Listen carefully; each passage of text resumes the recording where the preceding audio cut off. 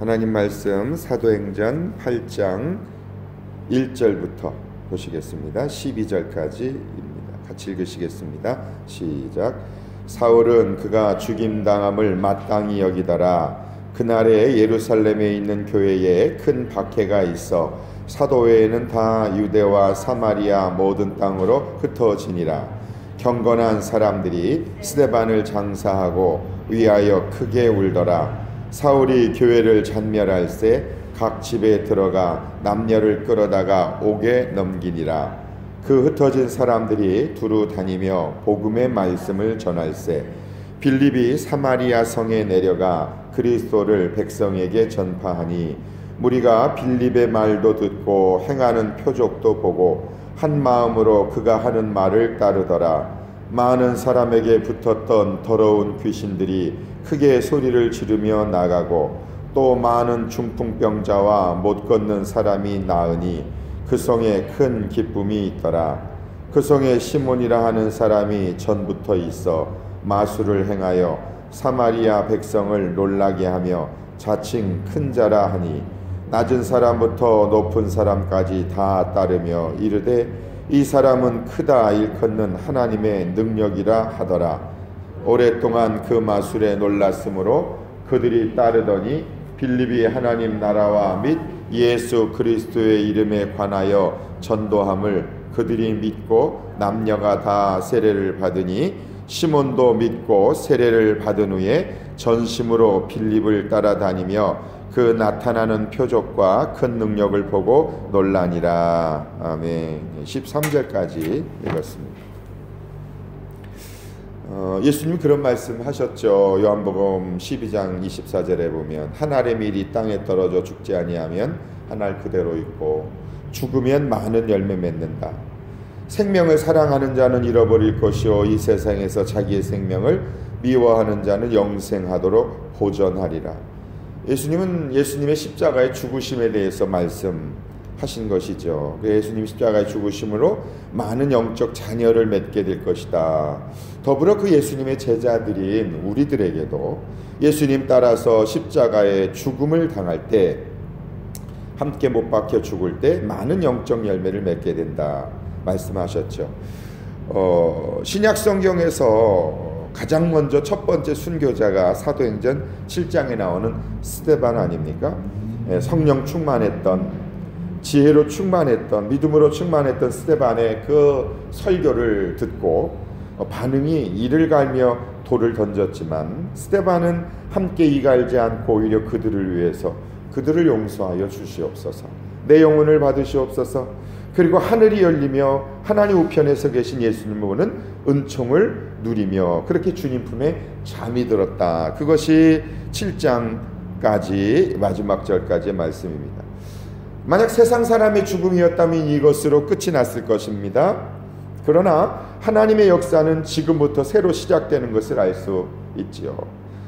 스데반의 죽음을 슬퍼하는 사람들, 2절에 보니까 경건한 사람들이라고 기록을 하고 있습니다. 그들이 스데반을 장사하고 위하여 크게 울었다.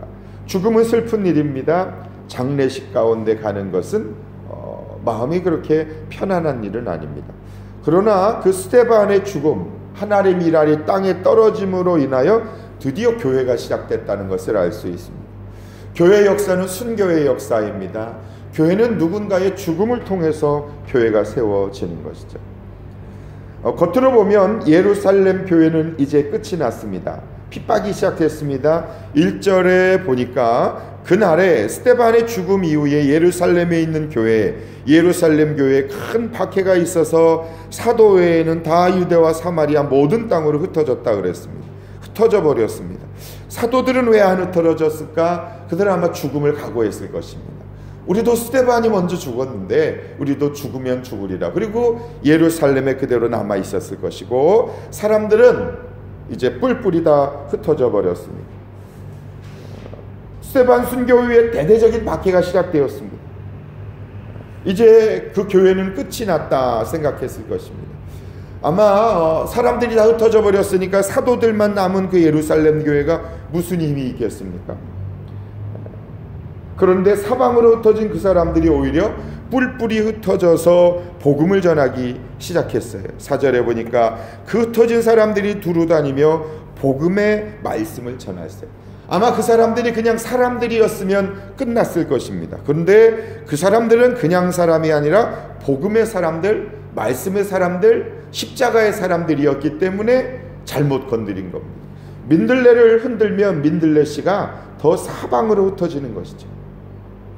휘발유를 불을 붙었는데 그 휘발유통을 때려버리면 휘발유가 사방으로 튀어 더 멀리 불이 번져 나가는 것이죠. 흩어졌다. 큰 박해, 잔멸할세, 옥에 넘겼다. 세상으로 말하면 끝입니다. 감옥에 갇혔으니까. 그런데 하나님의 사람들, 십자가의 사람들, 복음의 사람들은 그때부터 드디어 복음의 진 면모가 드러나기 시작하는 거죠. 하나님은요, 핍박과 환난을 통해서 교회를 흩으신다는 것을 알 수 있습니다. 사람은요, 본능은 한 곳에 몰려 있으려고 그래요. 아는 사람, 친한 사람, 사랑하는 사람, 좋아하는 사람들과 안정된 삶을 누리길 원하는 것이 인간의 본능이죠. 창세기 11장에 보면 세상엔 언어가 하나라고 그랬습니다. 사람들이 말이 다 통했습니다. 그래서 사람들이 동쪽에서 이동하여 오다가 시날이라고 하는 평지에 머물렀습니다.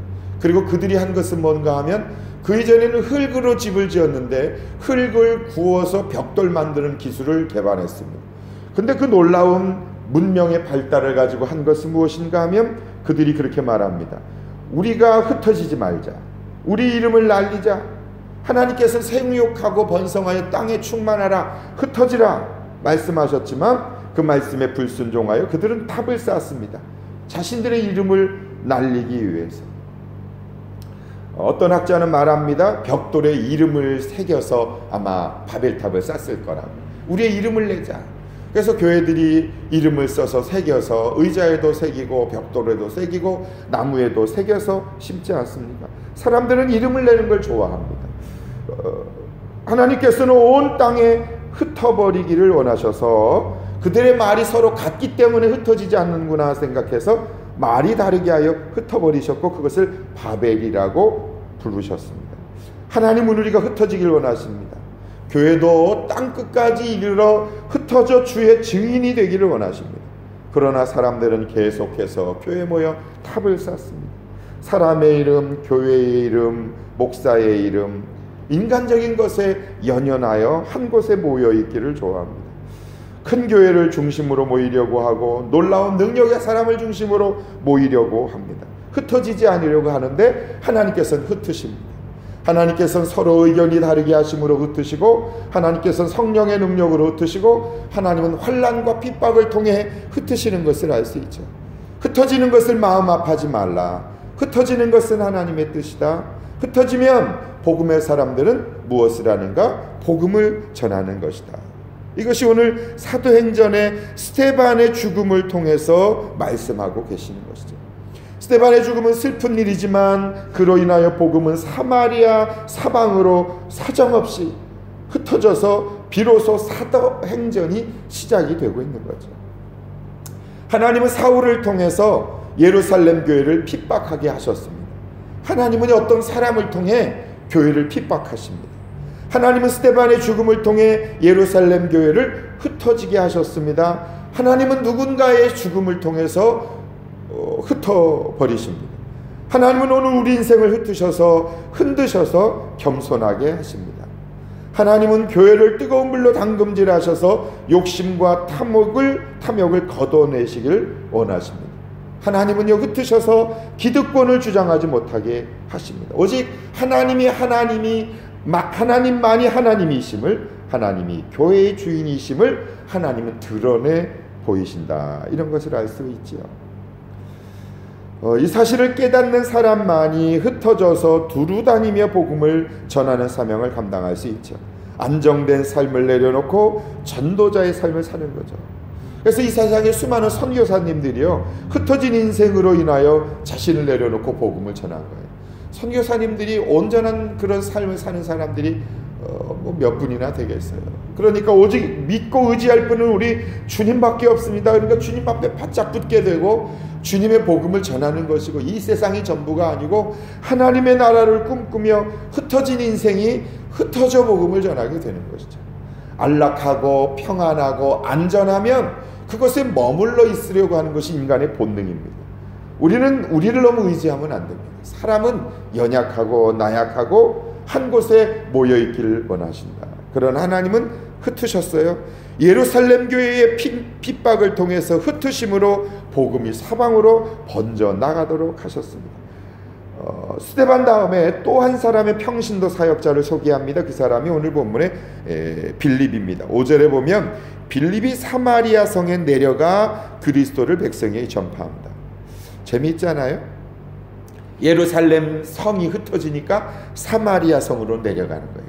안 흩어지면요, 예루살렘 성에 모여 있는 거예요.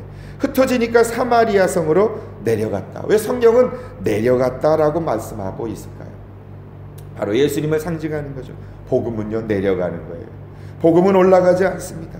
복음은 자꾸 밑으로 연약한 사람, 가난한 사람, 그리고 아픈 사람, 그리고 그 마음에 심령이 궁핍하고 결핍되고 이런 사람들에게 복음은 내려가는 거예요. 우리의 인생은 올라가는 인생이 아니라 내려가는 삶을 살아야 해요. 섬김을 받으려 하지 말고 내려가 섬기는 인생을 살아가라. 교회 모든 직분은 내려가는 직분이다. 가장 낮은 곳에 목회자가 있다. 가장 밑으로 내려가는 것이다. 사마리아로 내려가는 사람만이 그리스도를 백성들에게 전해줄 수 있는 거죠. 예수님을 왜 못 전하는가? 우리는 사마리아로 내려가지 못하기 때문에 그래요. 자꾸 올라가려고 그러고 성공하려고 그러고 그러기 때문에 복음이 증거가 되지 않는 것은 아닌가. 내려가는 인생에게, 사마리아 가는 인생에게 그리스도가 백성들에게 전해지는 것이죠. 빌립이 전한 것은 그리스도였습니다. 그리스도, 기름 부음 받은 자죠. 메시아, 그리스도, 구원자 같은 말 아닙니까? 우리가 전할 소식은요, 예수님이 구원자 그리스도이심을 전하는 것입니다. 빌립은 백성에게 전했습니다. 백성, 귀족들에게 전하지 않았습니다. 연약한 사람들에게 전했습니다. 그 복음을 들은 6절의 사람들이 무리가 빌립의 말도 듣고 행하는 표적도 보고, 첫 번째 순서는 듣는 것입니다. 우리 자신을 통해서 복음을 전할 수 없어요. 사람을 보고 안 돼요. 말씀이 먼저 복음이 증거돼야 돼요. 그리고 복음을 듣고, 그리고 행하는 표적도 보고, 그 행하는 표적이 놀라운 기적도 있을 수 있지만 우리의 섬김, 어떻게 저 사람은 저렇게 힘들고 어려운 상황 속에서도 저렇게 섬길까? 표적과 기적이라는 게 귀신이 떠나고 병든 사람 고쳐지고 이러는 것만 표적이 아니라 똑같은 인생을 살아가는 평신도의 삶으로서 저렇게 바쁜데 똑같이 애 키우면서 똑같이 살아가는데 어떻게 저렇게 시간을 내서 복음을 전할까? 말씀을 전할까? 섬길까? 사랑할까? 이러는 행하는 표적을 보고, 일반적 사람으로는 살아갈 수 없는 그 모습을 보고, 그리고 한 마음으로 그가 하는 말을 따랐다 그랬습니다. 중요하지 않습니까? 그 사람을 따른 게 아니에요. 복음을 따라간 거예요. 사람들은 말합니다. 왜 전도하지 않아요? 그러면요, 내가 그렇게 못 살아요. 당신이 그렇게 살면 예수님이 왜 오셨겠습니까? 당신이 복음을 듣고 그리고 나서 복음대로 살아가는 그 사람의 모습을 보고, 그리고 그 복음을 따라가게 되는 거죠. 사람을 따르는 것이 아니라 그가 하는 그 복음을 따라가는 것, 예수님을 따라가는 것, 그것이 전도의 핵심인 것을 알 수 있죠. 복음을 증거하는 것이 얼마나 중요한가. 매일 말씀을 전하는 삶, 그럴 때 기적이 나타나고 귀신이 떠나고 병든 사람이 고침을 받는다. 치유의 역사는 사마리아로 내려가 복음을 전하는 사람들을 통해 나타나게 되는 것이죠. 빌립이 그리스도를 전했을 때 이런 역사가 일어났습니다. 저는 이 땅의 교회에, 우리 안디옥 교회에, 또 이 땅에 있는 모든 교회에 정말 한 마음으로 이렇게 복음을 증거할 때 더러운 귀신이 떠나가고, 많은 사람 앞에 붙어있는 어둠이 물러가고, 육체의 연약함이 고쳐지는, 그리고 생명의 능력이 나타나는 그런 역사가 있기를 주님의 이름으로 축복합니다. 귀신은 더러운 귀신입니다. 더러운 말, 더러운 생각, 더러운 행동, 더러운 계략을 악한 영은 만들게 하는 것이죠. 예수 그리스도 이름으로 그런 모든 더러운 귀신이 떠나가는 그런 공동체, 그런 가정, 그것을 이 땅에 주님이 복음을 통해서 이루어 가신다는 것을 알 수 있습니다. 중요한 건, 그런데 하나님의 역사가 일어난 곳에는 또 사탄의 노예가 되어 살아가는 사람도 있음을 알 수 있죠. 그 사람이 바로 시몬입니다. 모든 성의 사람들에게 큰 기쁨이 있었는데 9절에 보니까 그 성에, 사마리아 성에 시몬이라고 하는 사람이 마술을 행하는 마술사였고, 그것으로 인하여 백성들이 놀라고 스스로가 자기를 큰 자라고, 사람들이 높은 사람 낮은 사람 할 것 없이 다 그를 따랐습니다. 사람들은 하나님의 능력 때문에 그가 마술을 행하는 것이라고 여겼습니다. 그런데 빌립이 12절에 보니까 하나님 나라와 예수 그리스도의 이름을 그에게 전했을 때 남녀가 믿고 세례를 받았고 시몬도 믿고 세례를 받았다. 그리고 전심으로 빌립을 따라다니며 그 나타나는 표적과 능력을 보고 놀랐다. 성경 그렇게 기록합니다. 13절 빌립을 따라다니는 것까지는 좋았습니다. 전심으로 아마 그때까지는 그가 믿음을 가지고 있었는지 몰라요. 그러나 표적과 큰 능력을 보고 놀랐다라고 하는 것이 그 시몬이라고 하는 사람이 앞으로 어떤 모습으로 나타나게 될 것인가에 대한 예고를 하는 것 같은 말씀으로 기록이 되고 있죠. 하여튼 오늘 13절까지 말씀을 통해서 깨닫게 되는 것은 절대로 변화될 것 같지 않은 사탄에 사로잡힌 사람도 복음을 들으면 구원받게 되는 것이다. 전심으로 복음의 동역자가 될 수 있다. 주님을 섬기게 된다는 것을 알 수 있죠. 이러한 일들이 목회자를 통해서 일어난 게 아니에요. 스데반도 그렇고요, 빌립도 그렇고요. 사도행전에 가장 먼저 기록되어 있는 놀라운 능력의 역사들은 바로 스데반의 순교와 그리고 진정한 교회의 부흥의 역사는 빌립이라고 하는 사람을 통해서 일어나고 있음을 알 수 있지요. 그래서 이것을 통해 이 땅의 성도들을 통해 하나님께서 교회를 세워나가려고 하신다는 그 계획을 깨달을 수 있죠. 그 사람이 바로 나 자신이다라는 사실을 믿고, 하나님은 어떤 특별한 사람에게만 복음의 능력을 준 것이 아니라, 기도의 능력을 준 것이 아니라, 성령의 능력을 준 것이 아니라 예수 그리스도를 믿는 모든 사람들에게 이런 놀라운 능력을, 복음의 증거의 역사를 일으키실 수 있다라고 하는, 일으키시길 원하신다라고 하는 것들을 오늘 빌립을 통해 깨닫게 되는 거죠. 그런 은혜가, 그런 능력이 기도할 때, 또 말씀을 통해 복음을 전할 때 나타나는 은혜가 있게 될 수 있습니다. 그런 은혜가 우리 모두에게 있기를 주님의 이름으로 축복합니다. 기도하시겠습니다. 자비하신 아버지, 스데반의 순교 이후에 빌립을 통해서 주의 복음이 사방으로 흩어지며 또 사마리아 성까지 복음이 증거되는 이 모습을 보면서 주님 사모합니다. 이런 스데반과 같은, 빌립과 같은 하나님을 사랑하고 복음을 증거하는 믿음의 사람들이 많이 세워지게 하여 주시옵소서. 빌립을 통해서 복음이 증거되고 능력이 나타난 것처럼 위대한 하나님의 사람들이 이 땅 가운데 많이 세워질 수 있도록, 교회 가운데 일어설 수 있도록 주여 성령으로 나타내 주시고 역사하여 주시옵소서. 예수님의 이름으로 간절히 기도하옵나이다. 아멘.